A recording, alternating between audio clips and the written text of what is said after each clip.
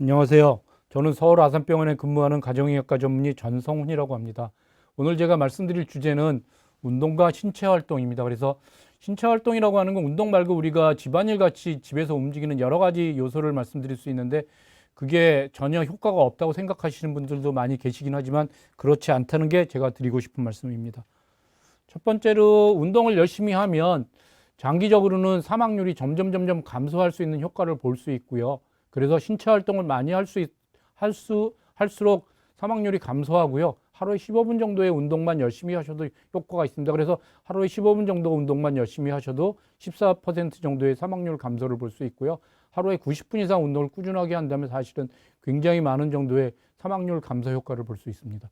중등도 운동하고 그 다음에 우리가 굉장히 고강도 운동을 비교해서 보면, 고강도 운동은 적게 해도 그 운동을 효과를 굉장히 볼 수 있고, 효과로 사망률이 감소하는 걸 볼 수 있는데요. 그게 사실은 우리가 어르신들한테는 고강도 운동을 하는 게 무리기 때문에 별로 권해드리지는 않거든요. 그래서 중등도 운동만 꾸준하게 하셔도 사망률 감소가 있다는 걸 말씀드릴 수 있겠습니다. 그 다음 그림은 우리가 운동과 신체 활동을 어떻게 구별할 수 있나 보면, 우리가 그 하루에 사용하는 에너지를 보면 되게 그 기본적으로 사용하는 에너지가 많고요. 그 다음에 NET라고 하는 거하고 운동하고 두 가지가 말씀드릴 수 있어요. 운동으로 할 수 있는 건 많이 사용하면 좋겠지만, 우리가 NET라고 하는 건 신체 활동이라고 말씀드릴 수 있고, 이런 것들이 그 신체 활동을 많이 해도 운동의 효과를 발휘할 수 있는데요. 먼저 정상인 사람들, 체중이 빠진 사람들을 보면 앉아있는 시간이 407분으로 굉장히 많지 않고요. 그 다음에 서 있거나 아니면 움직이는 시간이 526분인데, 비만한 사람들하고 비교해서 보면 앉아있는 시간이 170분 이상 적고요. 그 다음에 서 있거나 움직이는 시간도 괴당 150분 이상 적은 걸 볼 수 있습니다. 그래서 서 있거나 걸어 다니는 정도의 신체 활동을 많이 하는 사람이 비만이 적은 걸 볼 수 있고요. 비만한 사람은 앉아있는 시간이 훨씬 긴 거를 관찰해 볼 수 있는 겁니다.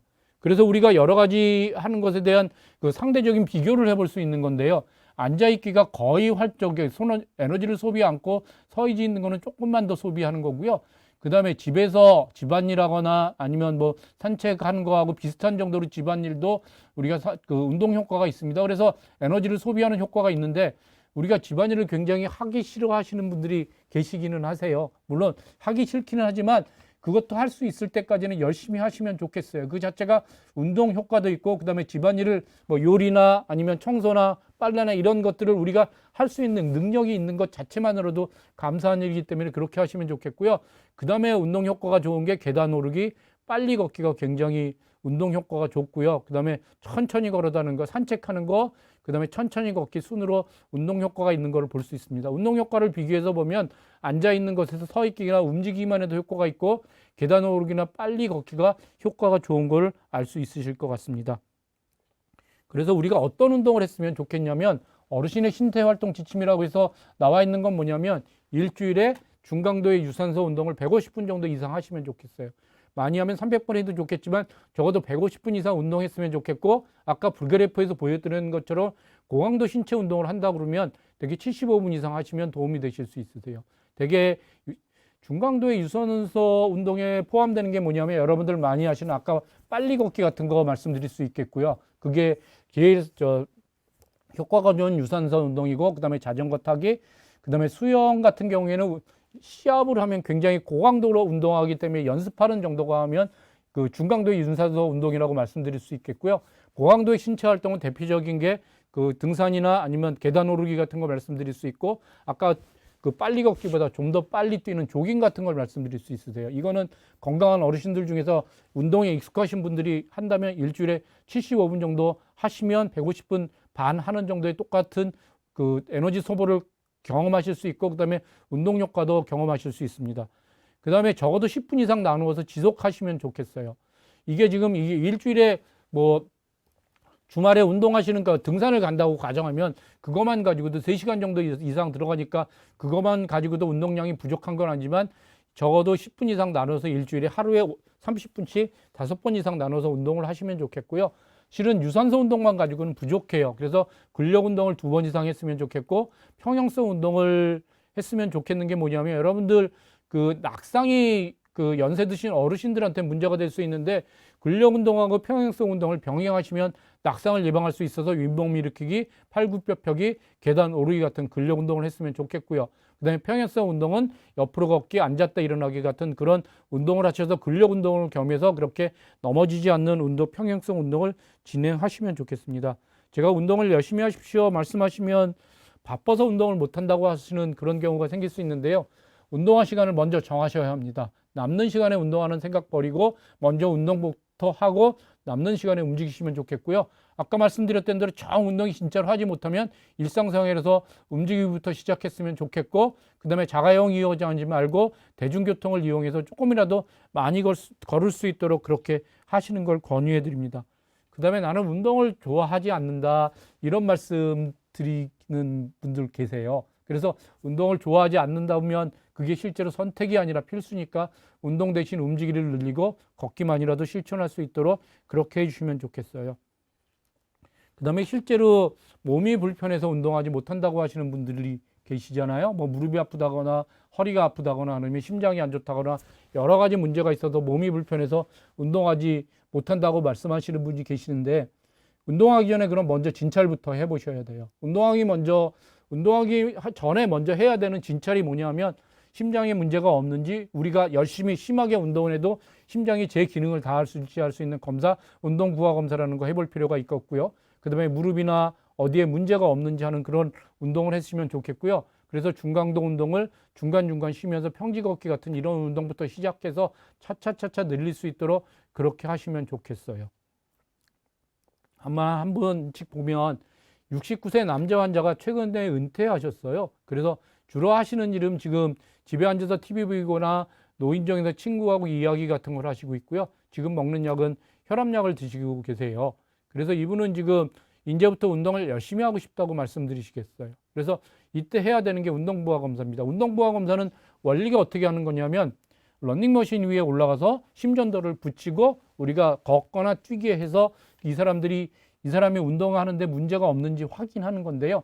운동부하라고 하는 거는 우리가 어느 정도의 운동량을 측정할 수 있냐면 맥박수를 올리는 거예요. 연세에 비해서 되게 여러분들 같은 60세에서 70세 정도 되시는 분들은 110회 정도를 맥박을 올려서 그거를 110회 정도 했을 때 여러분들이 가슴에 통증은 없는지 아니면 심전도에서 혈액 공급이 변화는 없는지 이런 것들을 확인해서 심장에 문제가 없는 걸 확인하는 게 중요할 거고요.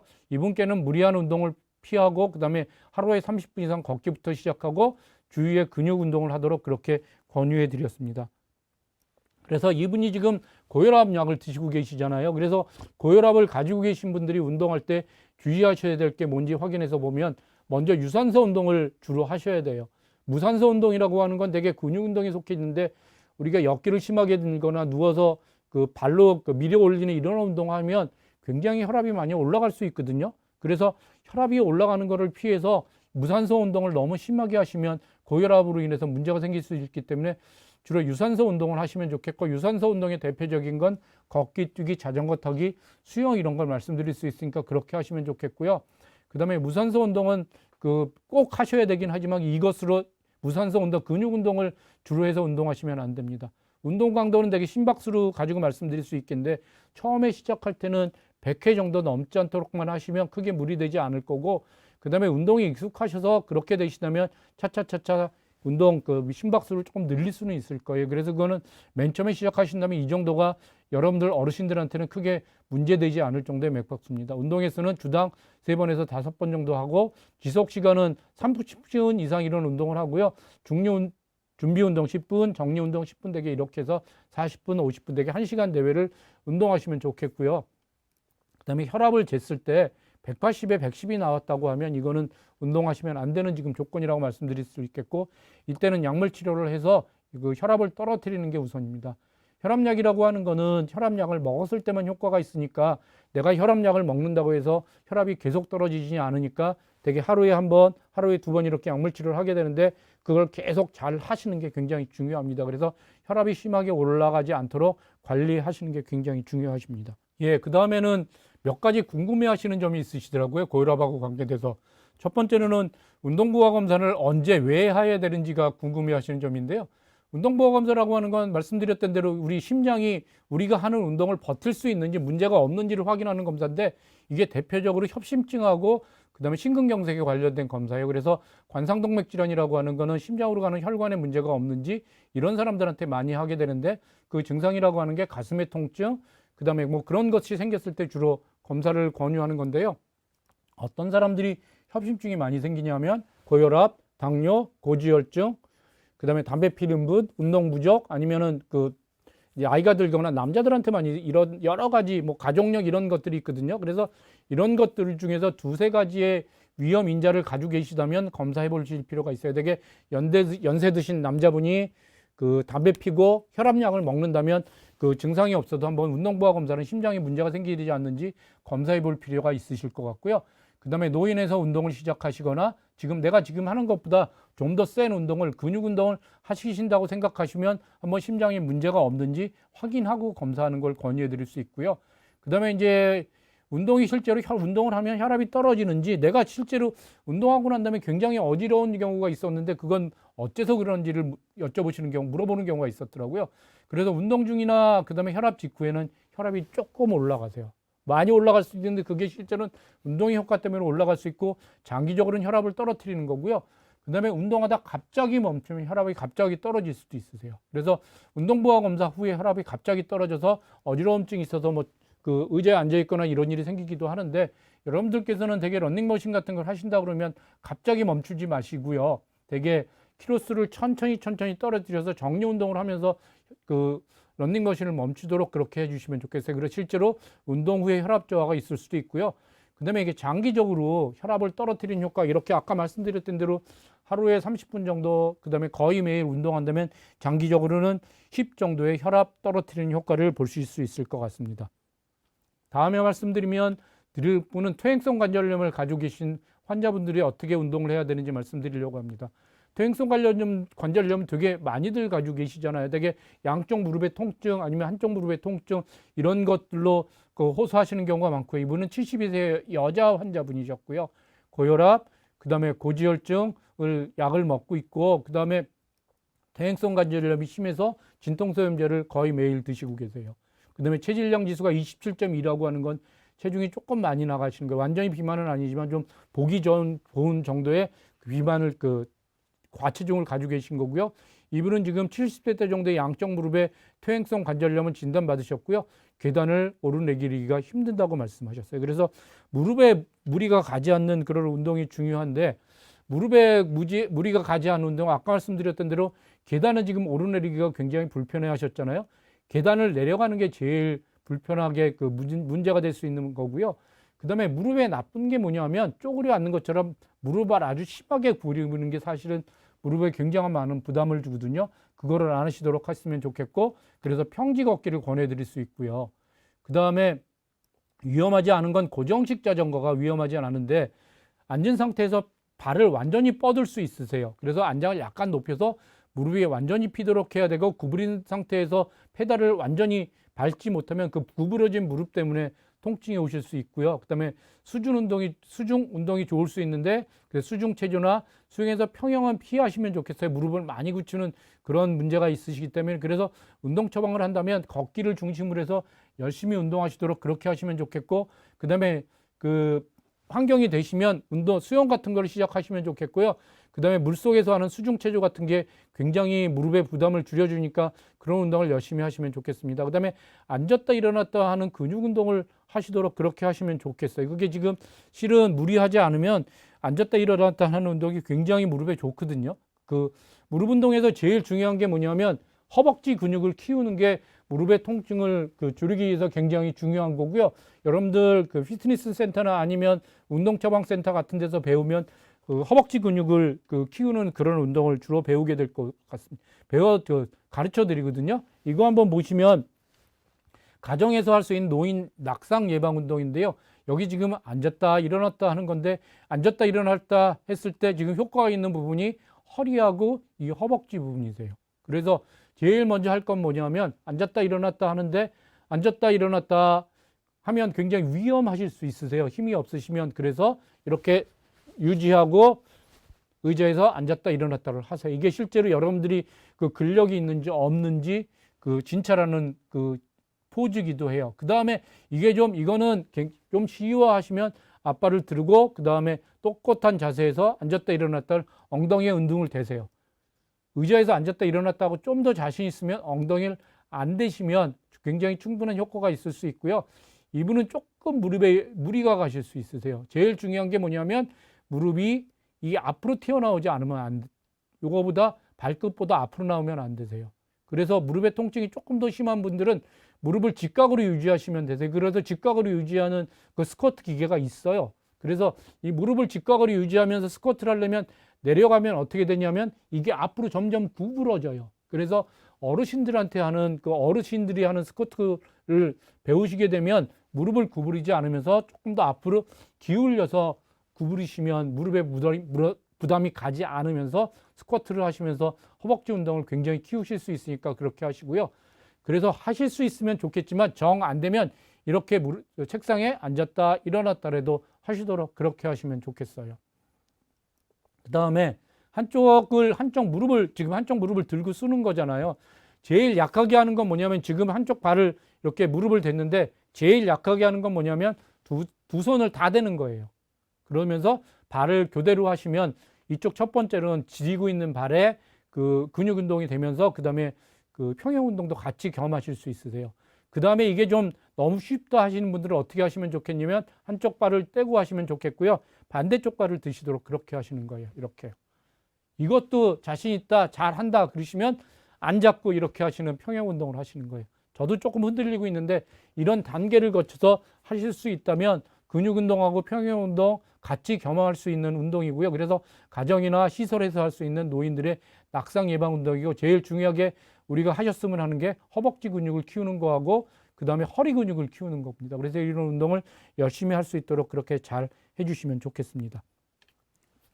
그래서 노인한테 필요한 운동이 뭐냐면 유산소 운동이 중심이에요. 그 다음에 근력 강화 운동을 절대로 빼먹으면 안 되고 유연성 운동하고 균형 운동을 좀 더 잘 하실 수 있도록 아까 말씀드렸던 대로 유산소 운동은 걷기가 제일 쉽게 할 수 있고 수영, 그 다음에 수중 체조 이런 거 하시면 좋겠고 근력 강화 운동은 계단 오르기를 할 수 있으면 근력 강화 운동이 되는데 무릎이 아프시다 그러면 절대로 하실 필요 없어요. 무릎 와서. 그 다음에 앉았다 일어났다를 무릎을 보호하면서 할 수 있는 건 무릎이 꺾이지 않도록 90도 이상 꺾이지 않도록 잘 하면서 하시면 무릎에 큰 부담을 주지 않으면서도 운동하실 수 있고요. 그래서 그런 운동, 유연성 운동, 균형 운동을 잘 하실 수 있도록 그렇게 해주시면 좋겠어요. 그 다음에 이번에는 66세 남자 환자분이세요. 20년째 당뇨 진단 치료 중인데 당화혈색소가 8.2%예요. 8.2%는 정상 범위가 얼마죠? 되게 6.5%를 유지했으면 좋겠는데 6.5% 이하가 유지고 그 다음에 적어도 7% 이하를 유지하라고 말씀드릴 수 있는데 이분은 최근에 갑자기 뭐 7%, 6.8, 6.9 하다가 8.2%로 갑자기 올랐어요. 그래서 의사가 운동을 좀 더 늘려야겠다가 그렇게 말씀해 주셨고요. 그래서 이분은 운동을 좀 늘려야겠다. 약도 이게 지금 8.2 정도 되면 잘 조절되지 않으면 약을 늘려야 되는 상황인데 이분은 지금 약을 늘리지 않고 운동을 늘려서 그 당뇨를 조절하고 싶으신 마음이 있으세요. 현재는 주말에만 등산을 하고 있고 지금 일을 하고 계시기 때문에 그래서 운동을 좀 더 많이 하시길 원하시는 분이세요. 그래서 이분은 지금 어떻게 해야 되느냐? 첫 번째로 당뇨 환자가 운동하는데 제일 위험한 건 뭐냐면 저혈당이세요. 그래서 저혈당이 어떤 분들한테 많이 오시냐면 저혈당이 그 위험성이 큰 약물이 있어요. 제일 위험성이 큰 거는 인슐린 주사를 맞는 분들이 저혈당 위험성이 제일 많고 그 다음에 아마릴이라고 하는 약품으로 대표되는 우리 체중에서 인슐린을 나올 수 있게 하는 그런 당뇨약들이 있으세요. 그래서 그런 위험성이 없는 건 아닌지 그런 저혈당이 위험이 큰 약이 아닌지 점검하는 게 1번이고요. 그 다음에 저혈당이 큰 위험성이 있느냐면 반드시 저혈당의 예방을 위해서 식사한 다음에 운동을 하셔야 돼요. 공복 시에 운동을 한다면 혈당이 떨어져서 실제로 저혈당이 될 수 있는데 우리가 저혈당하고 고혈당하고 두 개를 비교해서 보면 저혈당이 훨씬 더 위험하세요. 저혈당은 심지어는 정신을 잃을 수도 있기 때문에 저혈당이 더 위험하니까 차라리 고혈당이 덜 위험한 겁니다. 그래서 저혈당은 예방하시는 게 좋겠으니까 식사 후에 운동하시면 좋겠고요. 그 다음에 이분처럼 지금 운동량을 늘리던가 하면 운동보아 검사를 한번 해보시는 게 좋겠어요. 왜냐하면 지금 주말에 등산을 하고 있으니까 크게 문제는 없겠지만 운동량을 조금 더 늘리는 측면에서는 심장에 문제가 없는지를 확인하는 차원에서 운동보호 검사를 했으면 좋겠고요. 그래서 규칙적으로 30분 운동하시면 좋겠고, 신체 운동을 늘리도록 중강도에 빨리 걷기를 했으면 좋겠고, 익숙하면 늘려야 돼요. 그래서 이분은 지금 해야 될 게 뭐냐면 주말에만 시간이 있지만 좀 더 시간을 늘려야 되겠고, 그게 매일 하는 게 가장 바람직하기 때문에 규칙적으로 30분 운동을 했으면 좋겠고요. 그 다음에 30분 운동하면서 그거 가지고도 부족할 수 있으니까 신체 활동을 늘릴 수 있도록 그렇게 했으면 좋겠고요. 중강도에 빨리 걷기를 시작해서 그 다음에 익숙하면 늘려야 합니다. 그 다음에 근력 운동이 필수인 거를 당뇨 환자들한테 말씀드릴 수 있을 것 같습니다. 그래서 제가 드릴 말씀은 이 정도로 다 말씀드렸고요. 제가 이제 요약해서 말씀드릴게요. 첫 번째로 고혈압 환자들 같은 경우에는 운동을 해야 되는데, 고혈압 환자들 같은 경우에는 근력 운동을 많이 하시지 않도록 하시면 좋겠어요. 그 이유는 근력 운동을 많이 하시면 근력 운동할 때 혈압이 굉장히 많이 올라갈 수 있습니다. 그래서 그거에 주의하시면 좋겠고요. 두 번째로 많이 분들이 무릎이 많이 아픈 퇴행성 관절염 환자분들이 많이 있으시잖아요. 그래서 퇴행성 관절염을 놓고 보면 무릎에 무리가 가지 않도록, 그 다음에 퇴행성 관절염에 좋은 허벅지 근육을 키우는 운동을 하시는 게 중요하세요.